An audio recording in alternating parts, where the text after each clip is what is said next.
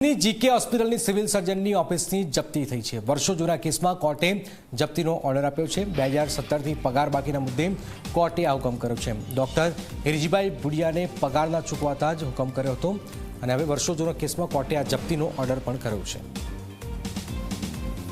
ભૂકંપ અગાઉ ભુજની સિવિલ હોસ્પિટલની અંદર અહીં સર્વિસ કરતા એવા ડોક્ટર હિરજીભાઈને કોઈ કારણોવશાત પગારનો ચૂકવણી કરવામાં નહોતી આવેલી, પરંતુ એમણે જે કોર્ટમાં ફરિયાદ દાખલ કરેલી અને 2011થી એના પછી કોઈ કાર્યવાહી ન કરવામાં આવતા આજે તેમણે કોર્ટ દ્વારા હુકમ મેળવી અને અહીં સિવિલ સર્જનની ઓફિસ છે ત્યાં આગળ જપ્તી માટે આવેલા છે। આપણે એમના સાથે વાત કરવાનો પ્રયત્ન કરશું। જીભાઈ, ખાસ કરીને કયા કારણોસર આ પગાર ચૂકવણી કરવામાં નહોતી અને આજે શું બીના છે? આ જૂનો કેસ છે, ઘણા વર્ષો સુધી આ કોર્ટ કેસ ચાલ્યો। 2017માં ભુજની સિવિલ કોર્ટે હુકમ આપ્યો કે આ બધા પગારો છે એ ગવર્મેન્ટે ચૂકવવાના છે, પરંતુ એની કાર્યવાહી અહીંના સિવિલ સર્જનની ઓફિસ અને ડાયરેક્ટરેટ ગાંધીનગરમાં કોઈ કાર્યવાહી થઈ નથી। 2017 પછી અમે એ હુકમના માટે તામીલ કરી કે એના હુકમનું એક્ઝિક્યુશન થાય અને પગારનું પેમેન્ટ થાય, પરંતુ 2017થી આજ 8 વર્ષ સુધી પણ કાંઈ કાર્યવાહી થઈ નહીં।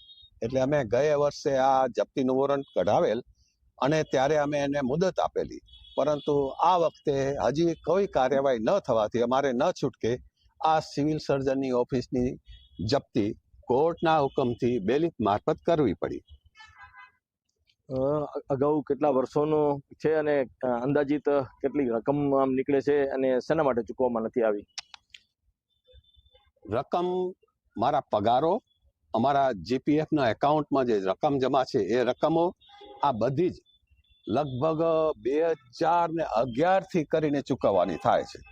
તો આ બધી રકમનો ટોટલ ઘણો મોટી રકમ થાય છે, એ લાખોમાં આશરે 80-83 લાખની જેટલી રકમ થાય છે, જે કોર્ટે ચૂકવવા માટે હુકમ કરેલ છે અને એની અમલવારી આ કર્મચારીઓ અને ગવર્મેન્ટે નથી કરી, એટલે અમારે ન છૂટકે આ જપ્તીનું વોરંટનું કાર્યવાહી કરવી પડી।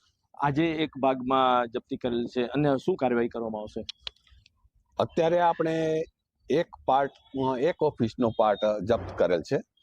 આવતીકાલે સવારે ફરીવાર અમે બાકીની ઓફિસો, જે 3-4 ઓફિસો છે, ઉપલા માળે ઓફિસો છે, એ બધું જ જપ્ત કરી અને કોર્ટના આદેશ મુજબ જે કોર્ટ નિકાલ કરશે એ પ્રમાણે અમે કાર્યવાહી કરશું।